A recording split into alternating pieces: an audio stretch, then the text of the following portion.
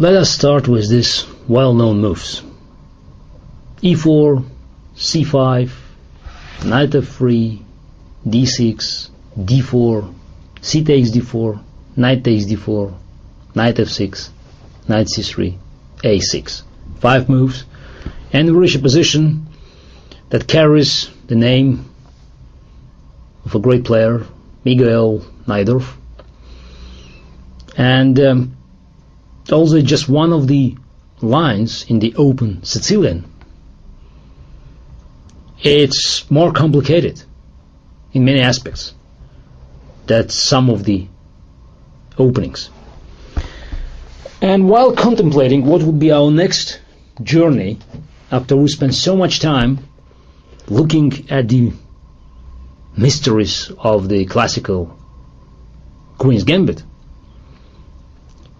I was contemplating Najdorf, of course, as one of the options, one of the new destinations. But at one point I even got scared, because it's really big. And I recognize that it will be an immense task. Something similar to my work on the book series My Great Predecessors. Because it seems that we're in control. It seems that we are planning our work, dividing it into sections. But at the end of the day, if you want to produce something of high quality, you could be taken over by the complexity of this opening, by the ideas, the very wide range of ideas, and fantastic games played by the great players of the past. So, presenting Najdorf in its full beauty to your attention, I had to consider that it would take many hours of recording. So we'll start with some segments, and eventually we hope to cover all Najdorf, because it has sharp lines, very sharp lines, positional lines, mixture, number of advices that one could receive for white pieces. But of course we'll concentrate more on the black side, because as you know, I'm one of the faithful Najdorf supporters, and for nearly 30 years I'm proudly defending the colors of this great evergreen opening. You may expect a long series, plenty of DVDs, full of Najdorf, full of complications, full of great discoveries, great triumphs, and great failures. Because in Najdorf, the rating of the player, his actual strengths, sometimes, or even very often, gives no guarantee against a disaster. One wrong move, and you're out of business. And I experienced it in my own chess career. So let's start with general description. And I have to tell you that before we start analyzing games, looking at some concrete ideas, studying some typical examples, that the role of general information in that opening is far less important than in Ruy Lopez or in the Queen's Gambit. In the Queen's Gambit, you can learn through ideas. You can recognize that some patterns could be used in number of positions, and the consequences of tiny change in the position are not as deadly as it could be in Najdorf. But don't get me wrong, there is room for generalities in Najdorf. You have to learn from great games to know more about typical attacks launched by white and typical defense offered by black.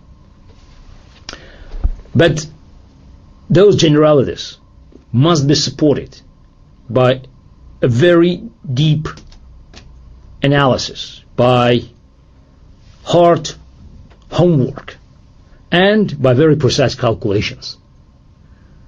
Because you could have a great position at first sight. Everything would be perfect, but then there will be just one move, and you'll see some of these games. Just one blow, and your position collapses, a house of cards. Now, a little bit about the history of this opening. It's not very old by chess standards. It was not seen, according to the database information, in the 19th century. And one of the first games that we could look at, it's 1922 games between two strong players, Yates and Tartakover. And White played very cautiously, bishop d3, developing its bishop, preparing castle, protecting pawn on e4. Of course, this move doesn't offer much hope for the advantage. Just normal game. White could afford this, but for us, this game has only historical importance. Then Najdorf, or this pawn configuration with d6 and a6, was seen few more times in 20s and 30s. But it was Miguel Najdorf who played this opening with great dedication. And I think it's justified that this line in the Open Sicilian carries his name. Some may argue that he did very little. In his first game, he played with this opening in database, found in database, dated just back to 1939, where his opponent played bishop g5, and after e6, he reached normal position of the sharpest line in Najdorf with bishop g5. But Don Miguel was very consistent. He always played this opening. He was, I think it's fair to say, the first faithful follower of Najdorf. And that's why I don't think that we should argue that moves d6 and a6 in Sicilian are carrying Najdorf's name.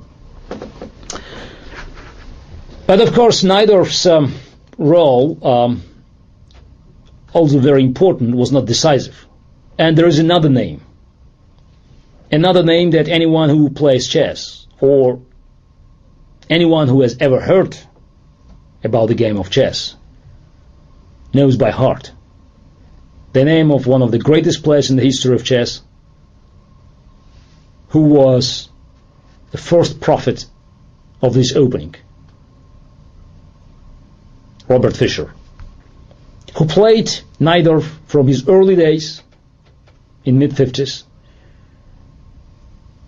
to the last triumph of his career, World Championship match against Boris Spassky in Reykjavik in 1972. And that was Fischer. It was Bobby Fischer who made Najdorf part of virtually every major international competition.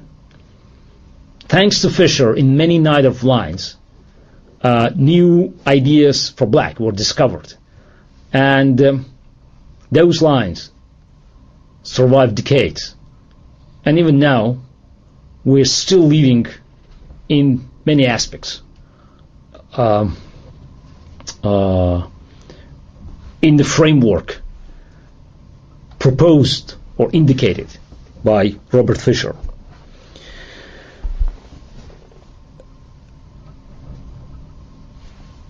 Throughout our travel into these Najdorf jungles, we'll look at many games played by great players. And of course, if you had Fischer on one side, you can expect great names on the other side.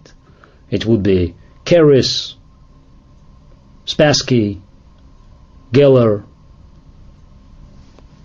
Karpov, and many, many others. But Najdorf was very fluid. It's not the opening that stays frozen.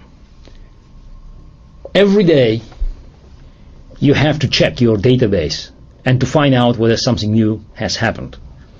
And of course, the introduction of computer into the opening preparation has changed the way we are handling Najdorf. Something that was doable 20 years ago, even 10 years ago, it cannot be tolerated anymore, because tiny inaccuracy in your preparation could end up with terrible disaster, and there will be no way back.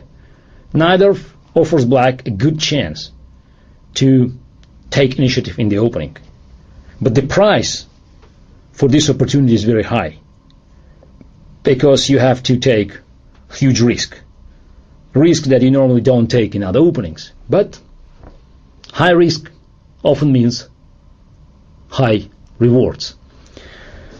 So we are entering this great opening. Well, we're entering positions where the value of the moves will be very high. But it's no surprise that most of the players who learned to play Najdorf in their early days stayed with this opening throughout their career. And even if they're not impressed by the complications and by the quality of the positions that normally arise in the middle game of that Sicilian line, I'm sure you will enjoy the history. You will enjoy Najdorf in all aspects. And even if you decide against employing this line, you will learn a lot, and it will help in your chess quest, even if you play quiet and more positional openings. So welcome in our new series.